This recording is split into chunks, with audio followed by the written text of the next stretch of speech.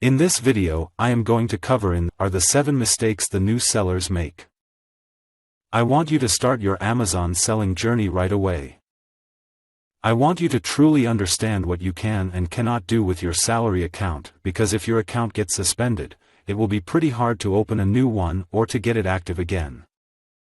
The most important thing is to always follow the rules, because Amazon is well known for moving selling privileges from sellers no matter the volume they are making, without any prior warnings. Now Amazon rules always change.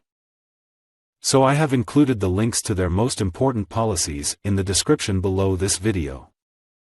Also, there are much smaller policies and rules there, so I highly suggest that you take time and check out the policies. However, what I am going to cover in this lecture are the 7 deadliest mistakes the new sellers make. So, pay close attention and take notes. Remember, you are going to be using Amazon's brand power and reputation for launching your own product brand and business. So, all sellers must follow their rules to avoid permanent suspension. Now, by all means, this part should not scare or distract you.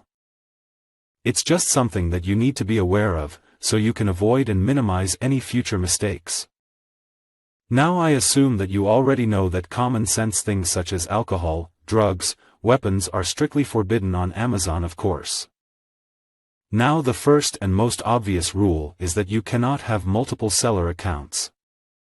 Amazon doesn't want you to have multiple seller accounts because it can be used to trick the system, for example, to have multiple listings of the same product or game to review and feedback system by reviewing your own products. Of course, these activities are strictly forbidden. If they find out that you have 2 or more seller accounts, they will shut them down permanently, and the probability of getting them back unsuspended is really low. However, if you're an advanced seller with 2 or more different brands in unrelated niches, you can ask for an exception, but you will need to have Amazon's permission first before opening a second seller account. The reason for opening the second seller account can be to make sure that your competitors don't see which other products you sell, or to have more professional stores with your branded products only. The second rule is that you cannot link to any external resources or websites. As I mentioned before, you're using Amazon to launch your product, which means that Amazon doesn't let you take their customers off Amazon website, since they earn commission from each sale. Also, into communication with your customers. You cannot link to your site in any way, or you cannot use your email address to communicate with buyers. You can only use Amazon's encrypted messaging system to communicate with your customers. I'm going to cover how the Amazon messaging system works in the following lectures. Now the third rule is to watch out from where you are accessing your seller account. There are 2 secure ways that I suggest you use for accessing your seller account. The first one is to dedicate only one internet connection to one computer for accessing your seller account. The reason for doing this is because if Amazon spots that 2 different seller accounts have been logged in from the same internet connection or same IP address, your account might get suspended. Also, Amazon can spot if you used one computer to access several seller accounts, which will also get you in trouble. The safest way to play is to dedicate only one computer or laptop and one internet connection for accessing your seller account. Also, avoid accessing your seller account using internet connections in hotels, internet cafes, or public connections. Now you might be wondering what happens if you, for example, go on a vacation.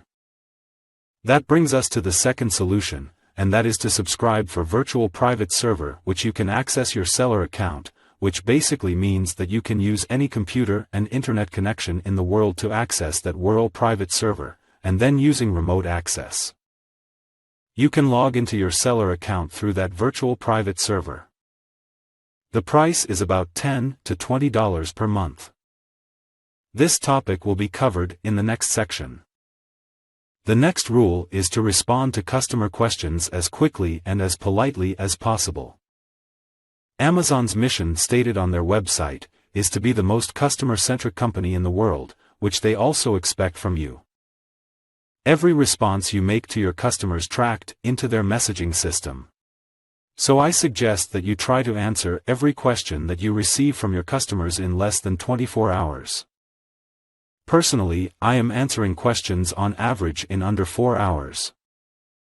And also, I use my smartphone to answer messages. As you'll learn later about the Amazon messaging system, you can respond to your customers from any device without logging into your seller's central account, by using the encrypted customer email address. The fifth rule is that you cannot try to game the review or feedback system, or that you cannot incentivize for reviews. I have included the link to Amazon review guidelines in the description box below this video. Also, to learn more about reviews, I'll show you exactly what is forbidden in terms of reviews, and also I show you the proven ways of getting legitimate reviews on autopilot. The next rule is do not do drop shipping. If you're not familiar with what drop shipping is, it's basically selling products without having inventory. So that means when a sale occurs, you tell your supplier to ship the product directly to your customer. Now this is a recipe for failure and a suspension. Drop shipping is not the business model, the advice for Amazon. Nor do I teach. Maybe on other marketplaces drop shipping works, but on Amazon it doesn't. The reason for this is because you don't have control over the inventory levels, and you're not adding any value. The returns are a bit complicated, and also some part of the drop shipping process is against Amazon rules. For example, Amazon requires that shipping label and invoice only your name can be shown, not suppliers, which is a bit hard to manage. So I have included the link to Amazon dropshipping guidelines in the description box below this video, so you can explore this topic in more detail. And finally, the last big rule is to stop doing something if Amazon tells you to stop, or if they send you seller warning notification, sometimes but not in all cases. Amazon will warn you if you have done a suspicious activity on your account. Always follow what they say. It would be also great if you could immediately, as soon as you receive a warning notification, hop onto phone call with Amazon to solve the issue.